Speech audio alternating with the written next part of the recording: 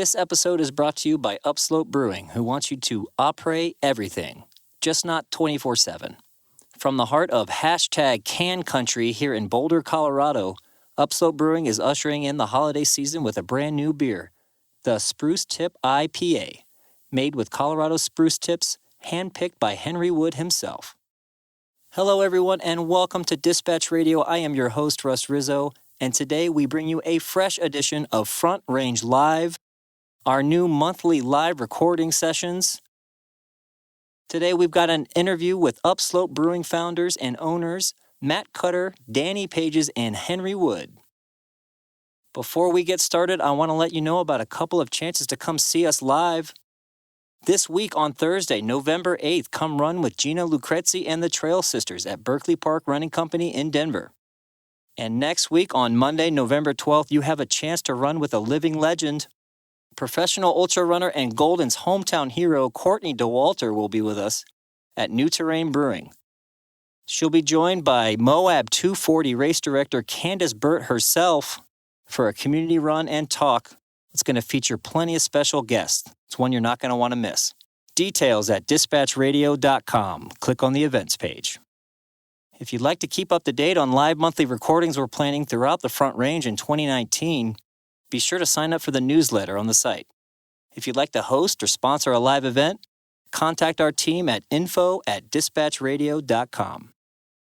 On today's show, Upslope celebrated its 10th anniversary in style this past Saturday, throwing a party at their main brewing facility in Boulder. They invited the Dispatch crew along to host a chat with the founders in their canning room, with a few dozen of their fans. Founder Matt Cutter begins the discussion telling us about his initial dream of owning a brewery and how he lured Dany from his home in Argentina to start Upslope in 2007. Henry, who leads sales and marketing for the company, gives us all hope that selling Christmas trees can be a great resume builder for a dream job in the beer industry.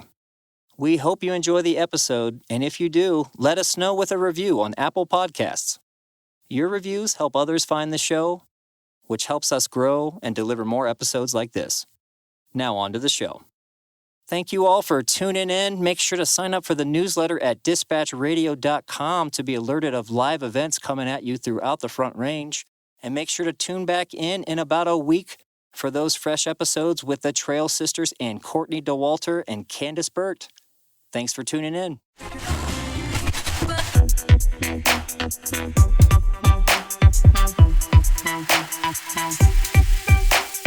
Backcountry Colorado, hiking, backpacking. I did a lot of marathons. I was convinced to do some ultras. Climbing, and I do filming and photography. I just like the ultras because I love the community. I just think that everybody is so nice, whether they're the first place finishers or, you know, us that kind of mosey along. I'm Russ. I'm with Dispatch Radio. We're out of Boulder, Colorado. We've been podcasting for a few years now with the support of Upslope. So I want to cheers, my friends. Cheers. Upslope to a wonderful partnership so far. We're here at the 10th anniversary bash for Upslope with the three founders. So this is exciting for us. We want to just have a little discussion, a little story time with the founders and some of the fans here today. We want to jump right into it. First, can somebody tell me what the heck does Upslope mean? Matt, I think that'd be a question for you. So long story short, upslope is a weather condition that happens here on the Front Range of Colorado. You got moisture coming up from the Gulf of Mexico. You got cold air coming down from the northwest. They clash here on the Front Range, and the weather turns around. Instead of going west to east, as is typical, it goes east to west. And as it goes up the Front Range, it drops all this moisture, usually in the springtime, 14-inch snowstorms. You get the POW. You get the POW. And skiing is a big part of what the Upslope brand. Skiers are a big market for you. I mean, that's a lot of what your brand is about. Tell me about that. Well, so we're all skiers. Yeah, you're the original ski bum, right? I wish I could have been a ski bum, but no. You were at IBM actually when you founded this. Yeah, but moved to Colorado for skiing, and wanted a way that I could work nights and ski days. So I got a job as a cook in a Mexican restaurant when I moved out to Boulder in 1991. And that's where I met my wife. And, but yeah, skiing was what it was all about. I mean, same with Henry and Dany, and area skiing and backcountry skiing very much for all three of us. So we are sitting here. We are at Upslope Brewing. There's some beautiful cans around us. We've got a great crowd here of folks. We're celebrating 10 years, but really the story does not begin 10 years ago. It begins much longer than that, Matt. You had a vision for this brewery 20 years ago. It's the plan sat and gathered dust for a good 10 years, 11 years. And I understand you had a moment with your son that kind of moved this whole thing forward. Tell me about that. So I had originally put a business plan together back in 1996 and shelved it until 2007, started rewriting it for Upslope Brewing. Just kind of see where the industry was at the time and what the concept would be. And I think it was December 2007, I was working on the plan at night. My son was 10 at the time. And he's like, "Dad, what are you working on?" And he's like, it's nothing. It's a business plan for a microbrewery. And I'm like, probably nothing's going to happen of it. But, and he paused, and with the clarity of a 10-year-old says, "But you have to do it. It's your dream." Oh man, I mean, raise a glass if that resonates with you, right? Right? Is that what it's all about? You kids, you're very important in this whole process. So keep it up with your great questions. And now we have fathers all among us here, right? So we're ushering in a little bit of a new generation. We've got 10 years under our belts. We've seen a lot of change in 10 years. One, I just want to hear from each of you, just reflecting back on 10 years, something that's been surprising, unexpected. There's lots of twists and turns to this entrepreneurial lifestyle. I want to hear just something that maybe has been a little unexpected in this journey, starting with you, Henry. Well, wow. We gave him the softballs. How do I answer that? Yeah, you give me the hard question. Yeah, I mean, it was funny. I was sitting out with Laura Snyder, an old friend of mine, and she was just like, "Yeah, when I heard you were joining a couple guys that started a brewery in 2008, she's like, you know what? There's Avery, there's Left Hand, there's Oscar. It's covered, Henry. What the hell are you doing?" Like, there was nothing that made me qualified for this job, except I like to drink beer. And I'd sold Christmas. Yeah, right. What's hard about that? And then I'd sold Christmas trees. I sold some couple things here and there, but not like ran a sales program. No, hold on. Now, Henry, he's being a little bit. He was a Knowles instructor, and we all know that folks that go through the Knowles training are pretty much equipped to do anything in business. I guess your surprise would be that it's been successful. Just coming. No, because it literally in 2008 there was a level of desperation and uncertainty, and I had a little one and my wife and a house, and I was in Boulder, and I was been in outdoor education for a decade, and I was like, I have to make some money or we're moving back to Georgia, and I'm doing whatever bullshit I have to do. I told you not to give me this. We're live at Upslope. Okay, right? Oh, they're my kids. They're like, oh, great. Daddy needs to work on that. Anyway, so I guess, I never thought we burned the ships at the beach, right, Matt? It was like you were going to have a house or you weren't. And we had to keep the house. Right. So we were definitely... That honestly never was a question, like, where were we going to be successful? It was like, we're going to do this. It was a commitment. Yeah, I feel like now we're getting, now is the hard time that we're going into, and the brewery's in good shape going into that, and we're just going to keep surprising ourselves, I think. Well, first, I have an accent, not because I'm drunk or something like that. I'm from South America, Argentina, Patagonia. I think one of the surprise was I remember seeing the business plan of Matt when I met him, and it was like 2 pages business plan, and it was like, yeah, we're gonna be in 7 years a regional brewery. And I thought, I didn't tell him at that time, but I think, okay, this guy's crazy. He didn't know what he's talking about. And because basically it was a dream. It wasn't like, hey, we're gonna get there with this, and these are the steps, and that's how we're gonna do it. It was like just a dream on a paper, and it's like, let's just start first building a brewery, start making some beer, and we're gonna see about that. But blew my mind when in 6 years we were a regional brewery. And yeah, sometimes you don't need too much details, but you need a good focus, intention, and go forward with your dream. So. And well, speaking of dreams and love and family, which is what all this is about, Dany, you've got quite a special little romance story of yourself. You met your wife on a glacier in Patagonia, is that right? That's right. Yeah, I met her in a glacier, and I have my preconceptions with Americans and all that stuff, but I meet her and I say, well, she's a badass, and I wanna know this girl. She's a badass, people. If you didn't catch that, yes. Where's our badass? There we go. Yes.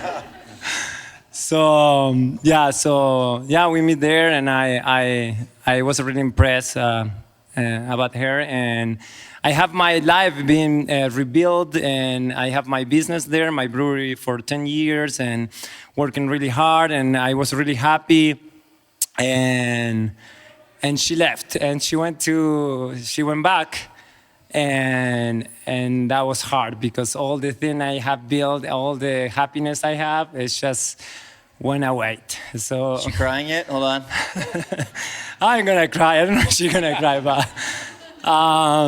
So yeah, that was a really hard time for me because I really thought that I have something being built and I'm happy, and she came back here, and we had to figure out what we're gonna do, if we want to be together. And so I come to visit her, and she insists that I should find a job here in the U.S. with me. We don't have even papers at that time, it's like, that's crazy, that's not gonna happen. And just to satisfy her and say, hey, I'm showing you, like, hey, I'm gonna show you that I tried, but this is not gonna happen. I put a resume and a web page. Pro Brewers is a professional craft brewery web page, and just to play around. You guys met on a beer blog, forum of some sort, which is an interesting note, guys. So I'm a host with Dispatch Radio, and Dispatch Radio was formed over a Facebook ultra running message board. So the social media, it does have its purpose, doesn't it? So you, Matt, you lure Dany here, and you say, "Hey, I've got this vision. You've got this girlfriend, close by. Let's start this company." And then we rope Henry in. And as I understand it, early on, Dany, the heavy lifting, right, is on you. Like, hey, how do we make beer? How do we can it? How do we produce it? How do we get it to market? And over time, as you guys get popular and sales go well and you are able to expand, more of the burden kind of goes on the sales guy now. Is that a shift that's going on within Upslope? It's always been hard for sales. You just can't give it all. Now it's getting harder. No, we just happen to have lots of capacity, and there's 7,000 breweries in the United States now. There were 2,000, something like that. 1,400, yeah. So we've trained our competition. Yeah, I guess we are at that point. That craft beer is a thing. We helped. And we didn't start it. There were other great breweries ahead of us that we helped stand on their shoulders and kind of build on what they had done. And now, yeah, it's a thing. There's a lot of us. But I do think what's great is, I continue to hear this, is that the investment in quality, and this is where Dany and his team get so much credit that I can't take, is just the quality of the beer, the consistency of the beer, the being on point with styles and what people are drinking, and the procurement of the best ingredients that we can put into our beer. I mean, that is just, it makes a product that I can stand behind. And no matter what situation I'm in, I've got that behind me. And that you just can't. That's just such a confidence booster.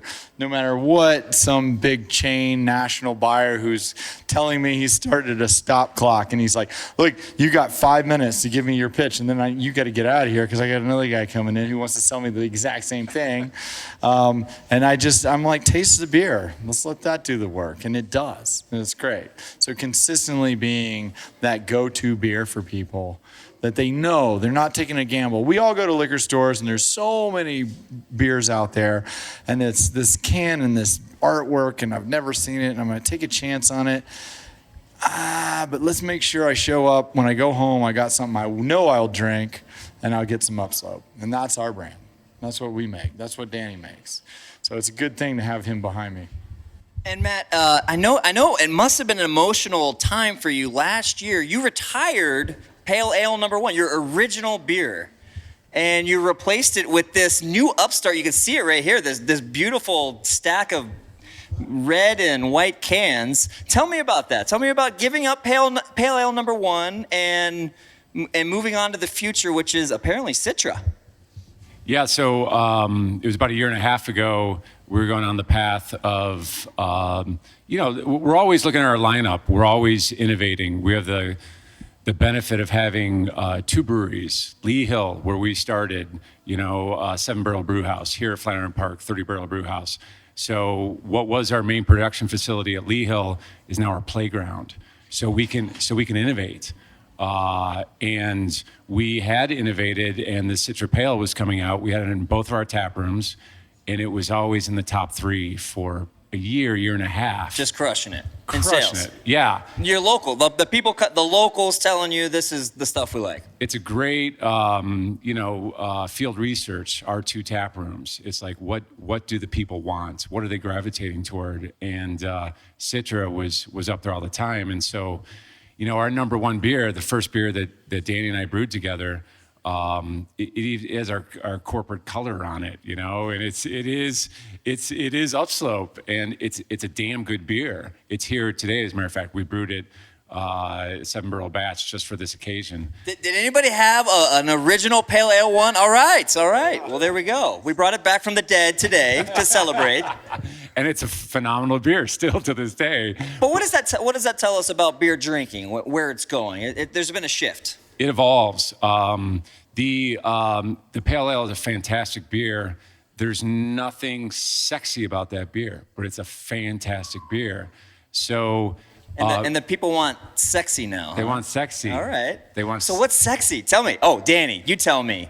Talking about sexy beer, you got a lot of Upslope fans in the audience here, and they want to know what sexy beers to be expecting from Upslope. But the complicity is a beer. It's simple, but at the same time it's complex because it's more aromatic. It's more flavorful, I will say. The Citra is. The Citra. Yeah, yes, it's more okay. aromatic than the other one. Yeah. The other one I would say was more pale, more towards to the ambers beer, like kind of the original American pale ales, and this one is more a hoppy side, but not on the bitterness side, but more on the aromatic side. So that makes it more attractive maybe in these times and new generations that they are looking for more challenge and again it's still a simple beer. It's a one type of hops on it. So a really good beer, really appealing and I think we did the right choice because we increased the customers on choosing that beer. Just so can anybody guess the top 3 bestseller? You can't work at Upslope and enter this contest. I've got a Dispatch Radio T-shirt for someone that can raise their hand and tell me in order the top 3 best-selling Upslope beers. Who wants to step up? It's a free T-shirt in it for you. Come on up. Here she goes. All right, what do you got? The Craft Lager. The Craft Lager. Citra Pale Ale. That's correct. And what was the second? Citra Pale Ale. Citra #2. That's actually not correct. The Guava. Well, Experimental it is in the top 3. IPA. It is in the top 3. Yeah, so you got 2 for 2. You got to do one more. It doesn't matter. The IPA. And then we got hang around. I'm gonna get you a T-shirt. Thank you. It's gonna look like, if I can strip for my audience here. You're like, these guys are like, wow, we don't know. So it'll look like that. It'll got the D. All right. But Citra is catching up with IPA. It's gonna pass it, right? Maybe. We'll see. We'll see. You know, our IPA has a definite following. We've realized that over the years as we introduced the experimental IPA, which is a year-round. It's an annual limited release. So we change the recipe every year to bring in some hops that probably not a lot of people have heard. Sexy hops. Bringing Sexy back hops. the sexy hops, people. Like a Zaka. This is the Justin Timberlake, my man. And what are we drinking here, guys? First of all, tell me who designed this amazing logo. So that would be Molly. Molly did it. The dynamo, a new marketing dynamo. And what are we drinking? It's a sour. I'm tasting sour. Sour beer, yeah. It's a fooder, first fooder beer. A fooder is like, for those ones who don't know, it's a tank. Basically, it's a fooder. Henry was trying to explain this to me earlier. I have no idea what they're talking about. A fooder. You know? Yeah. You put a bunch of stuff in it and it makes sour beer. It's basically a wood tank. A wood tank. Yeah. Oh, and you age it. Yeah, and you age in there, and this beer is like around 9 months age beer in that, and yeah, we bought our first 2 wood fooders a year ago, and so this is the first release of one of those tanks. So, has anybody tried the spruce tip yet? That would be this one, right? Is that? Yes. That's the spruce tip. Are we thumbs up on the spruce tip? So these are the insiders, guys. That's not even on full release yet. Like, these people are die-hard, Upslope, come and get it. And among the people in the room, I met a gentleman, I think his name's Ryan. He's wearing a High Lonesome hat. He ran a 100-mile race.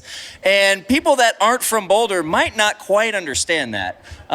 Coming in from like running a mountain or climbing a mountain or skiing and drinking beer, it might seem weird to some people, but no, Henry, you say, as your hat says, après everything. Tell me about that. So après everything was just a slogan that came up, and it was friends of ours, Andy Nathan and CC Lagator, which are good friends of Upslope, and we've known them for years. And they're marketing kind of minded folks. And there was texts going back and forth, and it was like, après anything or après all day, which is like, we can't, we have lives, we have to make money, we have to go to can't all day.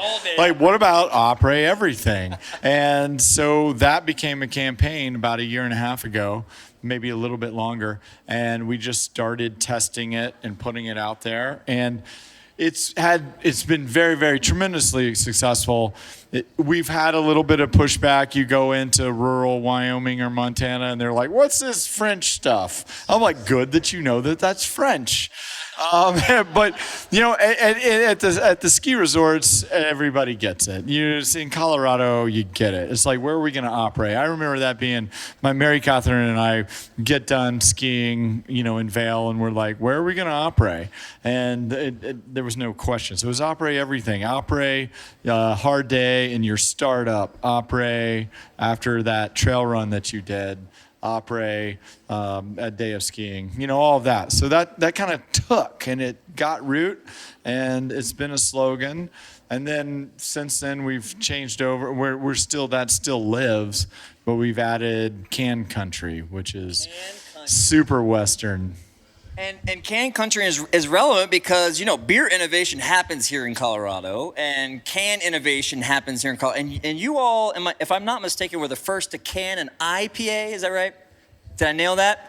Yeah, if we were not the first, we are the second one. It's between, first, we don't know. We need to do more research about that. We never looked really deep on that. Because at the time, Oscar Blues was doing pale ale, right?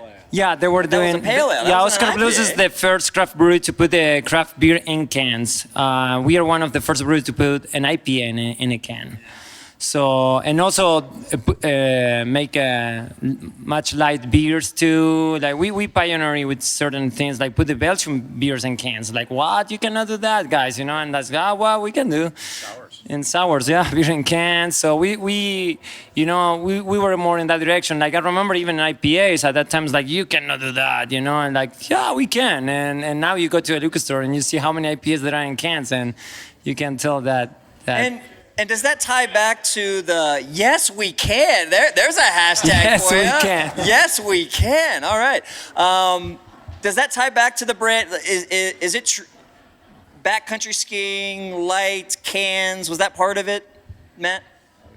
Yeah, so originally, I mean, that was in the business plan. That was in the first 2 lines of the business plan with the concept. And the attraction to the can initially was the portability of the can. So you're going backcountry skiing, you're going to put a 6-pack of beer in your backpack, and you're going to haul up, 1,500 right. feet. In the crowd, how many people actually do that?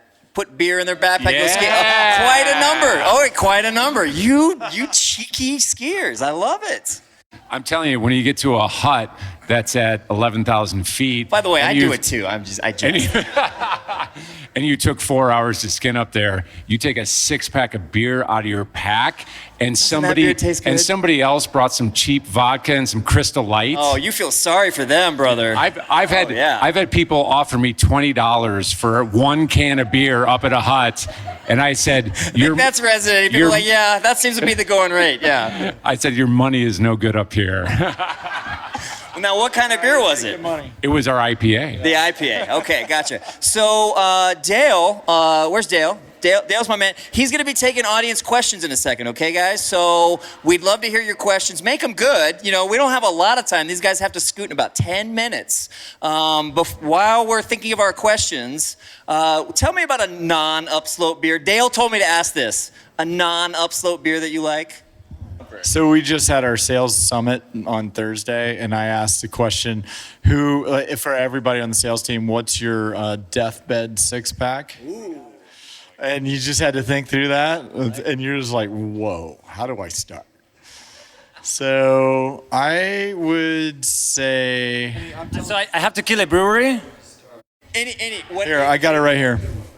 All right. Pliny the Elder. That's my IPA. Old Rasputin. That's my stout. Well, okay, so I said pumpkin ale, Upslope pumpkin ale, and Upslope German Pilsner. German Pils, yeah. That is the hot shot beer at Upslope these days. Fremont Lush. Fremont's a brewery out of Seattle. And then Coors Banquet to finish. Finish me off with that. Going back to the. All right. How about a deathbed 6-pack for the two of you two? Oh, gosh. Upslope or not? So No, you go for it. Oh. God. So I started mine. I had Rodenbach Grand Cru. I had Upslope Experimental IPA. I had Rochefort 10, which is phenomenal. And I had Pliny on my list as well. That's right. And I know I had Craft Lager in there too. All right. That was my light. Dany, can you come up with something? Can be craft beers from other country too, or? Yeah. Okay. People are right. They're getting their notepads out. Ooh, what's Dany gonna pick? 6 beers. 6 beers. You got it. You're going out with 6 beers, brother. Pick them. The last 6 beers you're gonna drink. Fusion IPA, Beagle IPA. Yeah. So that would be one. One. Citra is my go. So I would like to keep drinking that beer if I had to die tomorrow. Man, that's a hard one. All right. Well, Dany thinks of his 6-pack. You got another one? Yeah, but that's industrial more. But I still like it. Leffe is Left hand from Leffe. Yeah, Leffe. Leffe. Yeah, it's a Belgian beer. Oh right. Okay. Yeah. So we got an audience question. So we got Dale on the mic here. We already got a question? Step on up to the mic, please. Okay. We welcome. Thanks. I was wondering about, didn't hear you guys talk about your sustainability. I know you guys are big into that. I think that's huge. Would love to hear a little bit about that. No, these guys don't care about sustainability. No. Matt. Well. One thing I know is that so you donate to 1%. The rivers, the water initiative, Trout Unlimited, and you also design your processes so they're water efficient. Yeah. So They conserve water. From the very beginning, that was something that and Dany really spearheaded that.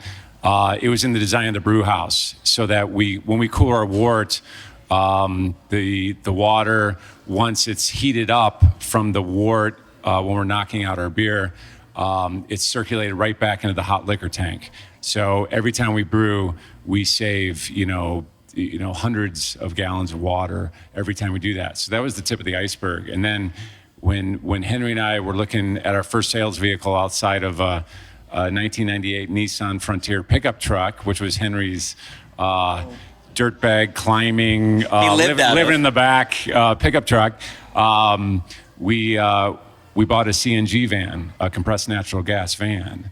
And then it was just like, okay, let's put this at least in the conversation and then decide if we can afford that or not.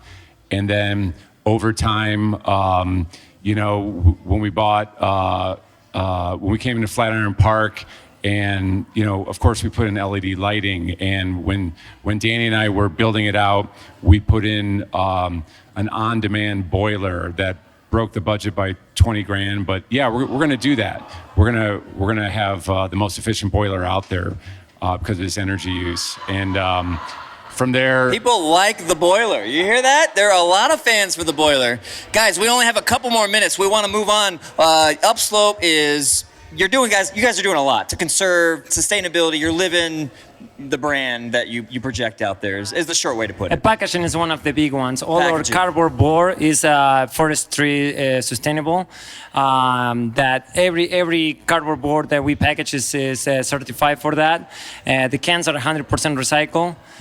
Even the rings are recyclable too, and we collect the rings and send back to the company who recycle. Suddenly the rings you cannot recycle in any other cities, but we can bring to here to the brewery. We have some collections in the there you go. Did you guys know that? You can bring your rings back to Upslope. So if you think in that terms, every package that we have in Upslope is 100% recycled. Great. So, do we have any other questions for the founders here? Otherwise, Dale's got another curveball. Oh, here we go. Another curveball. What's your name, man? Woody. Yeah. All right. So first off, congrats, guys. You guys have been one of the fastest growing companies, breweries in Boulder. I remember watching Dany literally jackhammering out drainage in Lee Hill, I guess 10 years ago now. And now I get text messages from friends in Whole Foods in Dallas with Upslope on the shelves. So just congratulations on the growth. But my question is with the level of growth that you guys have experienced, with the expansion of the brand, how have you been able to maintain the consistency and quality, but also kind of stay true to the roots from that humble beginning and your current footprint and presence? How have you guys been able to maintain that? Well, we have our little steps in the process. It wasn't like that smooth, We learned sometimes the hard way. We had to do some recalls. We have to dump some beer. So it wasn't that smooth. And we have definitely our bumps on the way. But basically, it's deciding to put the money in the right place. And we have the huge investment in the lab and having full-time people and controlling those steps. And basically, taking decisions and like, this money could go there. No, let's put there in quality. And that sometimes companies see that like a waste, but that's not producing anything. It's not creating money. And we have a conscious decision. Matt, Henry, and I we focus on that and decide to invest in that area. All right, guys. These guys have to get off to a very important function they don't even know about yet. They got a surprise awaiting them. I got one more question here, Russ. I know we've been talking about Upslope present and everything like that. Where do you guys see yourself if Upslope didn't exist? Where would you guys be? What would you be doing right now if these cans weren't behind you? I'd be in project management and high tech. And would you want to be there? No. There you go. I will be still brewing beer in Patagonia. So still I would like it. I like more Colorado now. The weather sucks over there, so. Fair enough. I'd be doing maybe backpacking with some 16-year-old kids from Connecticut. I'm not sure. Yeah. Oh man, Henry be the creepy old man out there on the mountain. Like, hey guys, hey. That's perfect. I couldn't find a job, so I'm out here. I got one. Would you guys ever see yourself being on one knee in front of everybody else here in front of you? Sam, will you do the honors?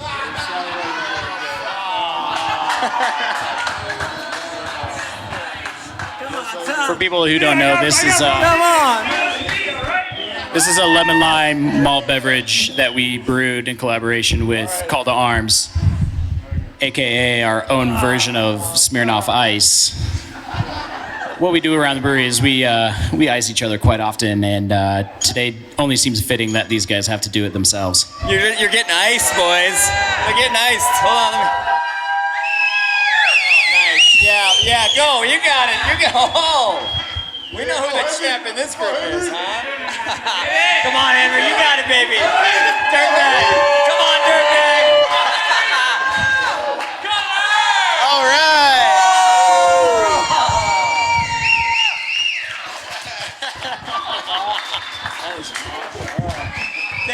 Sorry, guys. Get in the frame, man. Get in the frame. That was hilarious. This is Dale, guys. This is Dale. Guys, we wanted to have time to do the wife takeover, but we're not going to. So look for a future show. Would you guys like that? A wife takeover, hear from the wives sometime? So look for that in the future. Real quick, we got 1 more minute left. Things coming up that people should have on their radar. We'll do a quick riff here. I know you got a new brewery opening. We all know that, right? New brewery. You guys know that? Yes. We got new beers coming out. Do you want to touch on that? Oh yeah, okay. We've got who here was a Rocky Mountain Kolsch fan? Yeah. That was the most successful seasonal we had in 18. That's gonna be full time next year. Full time. We're excited about that. We have a what is it? Rosé IPA. It's a Brute IPA coming out in a 4-pack series. That's right. Carbonation not too far away from that, but different. What's the other one? Blackberry lemon kettle sour. Oh yeah, everybody's been like, when are you gonna put out a sour? We've got a sour in a can coming out, and German Pilsner, Tea Shandy. All right. That's right. That's gonna be a summer seasonal. Spruce Tip. Yep, that's out. And another big thing, and then you guys really need to go is grocery store sales, right? Full strength. That's a big deal. Yeah. January 1, yeah, I know the moms in the room are excited about that. Sorry, I mean. Don't we love these guys? Anything else, Dale? All right, guys, happy anniversary. Thanks for having us out. You guys already did your, what do we call them that? You got iced. Oh, you got iced. You got iced. Well done. We All right. it Well, thank you everybody for coming. We appreciate it. Enjoy the beer. Send more.